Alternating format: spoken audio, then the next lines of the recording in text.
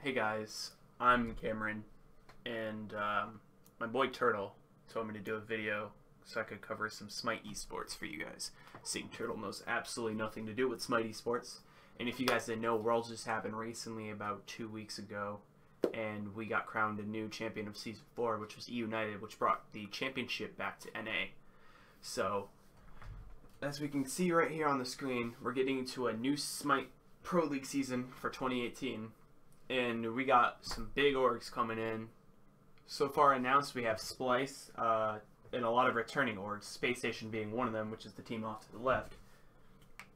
Spacestation, if you didn't know, commonly founded by Shonduras and crew that work on their YouTube channel, of course. Shonduras is famous for Snapchat. I think he's worth a lot of money at this point, to the point where he can field into the esports career with a lot of sponsors backing him. And to the point where they actually, as you can see here, bought out most of the LG roster from last year.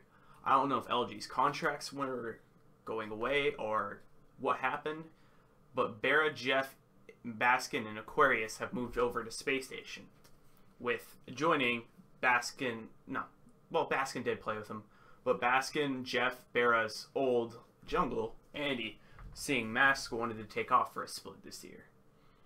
We do not know why. Mask's probably personal problems. We let him be. Mask's a beautiful human being. He's really good at the game. We all love him. And to him, his own wishes. What I see coming out of this roster is Barra and Jeff are basically, they're inseparable machines. They're never going to separate. Not until the day they die. They're basically lovers beyond the point. If you haven't seen the video that Fifth Sinister made, I would say it's called The Smite Story. Watch it. It's a good watching to see for Smite, to show you how the Smite world connects of Barra and Jeff, how long they've been going, and just how they are together.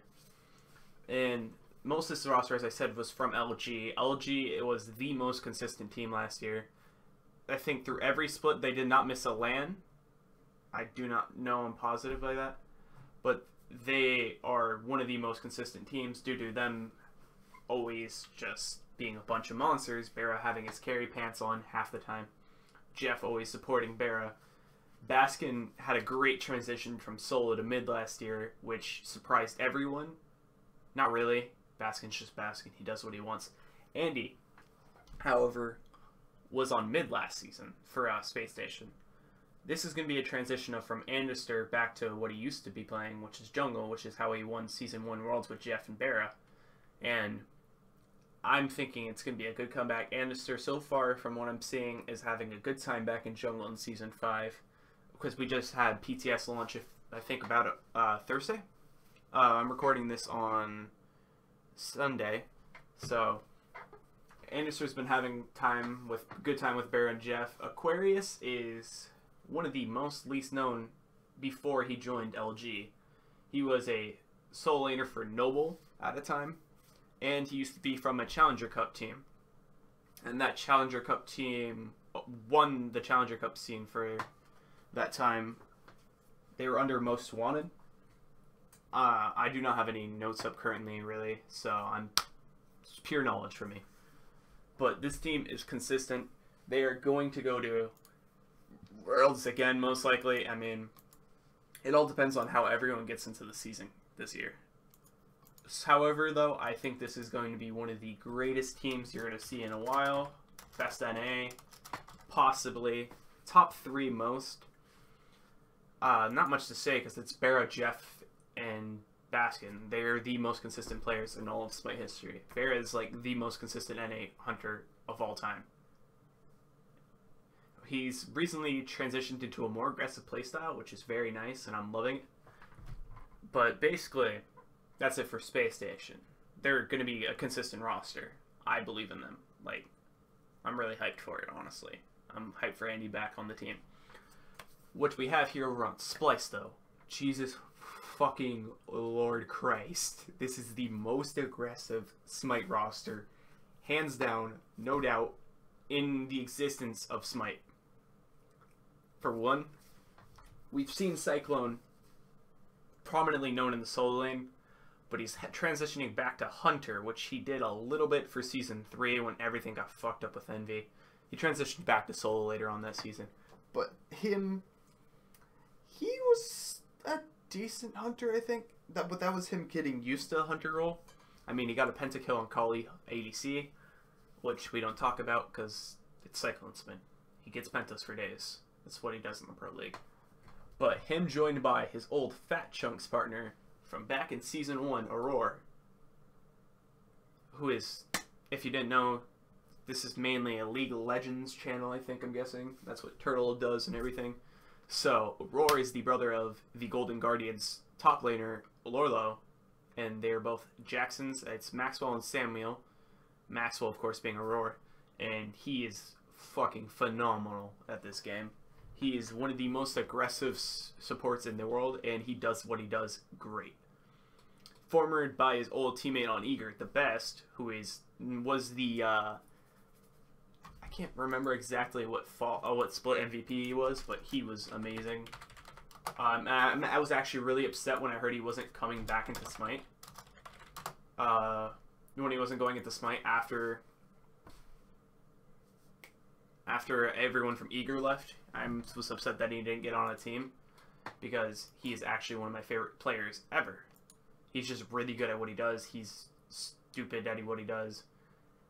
He was on Dignitas, the original Dignitas roster. He was on... I'm trying to think here. He was on the original Dignitas roster with him.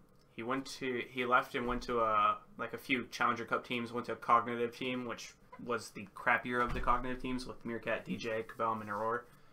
Wasn't the greatest team, but it was good during Season 2. But he is a stupidly good player, and I'm actually really hyped for him to be back in the scene. And next we have UG. Well, I don't know much about UG. I know he was originally the home UG.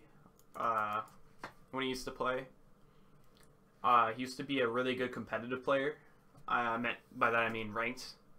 He used to play a lot of ranked, and I mean a lot of ranked. I know he was also he played in a lot of Challenger Cup teams, if I'm correct. But he is the one to look out for on this team because none of us know about him. He is the new person to go into the scene. He reached #1 Grandmaster, I remember, in a season. But he decided to take a shot at competitive. He was suspended recently for early 2017, and he is the player to look out here. I do not know how he's going to play, honestly. I'm hoping for a good season from him, just for the fact that I want to see Splyce do well, just because I love this team. I love Cyclone, I love Aurora, I love the best. And don't even get me started on my boy Divios here. Divios is one of the... and I mean strongest solo layers in the world, to the point where he could solo most people from EU and just be known as being the most aggressive player. He's actually younger than me, and it's amazing that he's this good. He played a lot of stupid shit in the solo back in Cognitive Red and Team Solo mid days, because he was part of Cognitive Red, which was one of the best teams in the world, but then they kind of all disbanded after Season 2, TSM, and he moved on to Eager after that, which Eager, of course, not the greatest team in the world, but he is the influence for the TSM Sun Wukong skin. Sadly, you can't get it, because, of course, TSM left, and I don't know if they're coming back, but I am extremely hyped for Splyce Divios. I've missed him I missed half of this team so much, just for the fact that the best and Divios have been gone.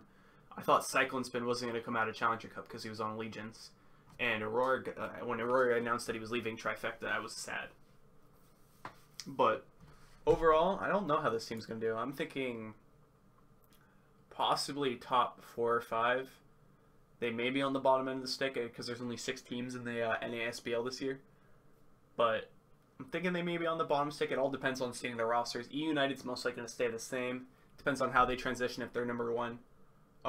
But we have not seen the other announcements yet for rosters. So I will hit you guys up when we get the other announcements to these rosters.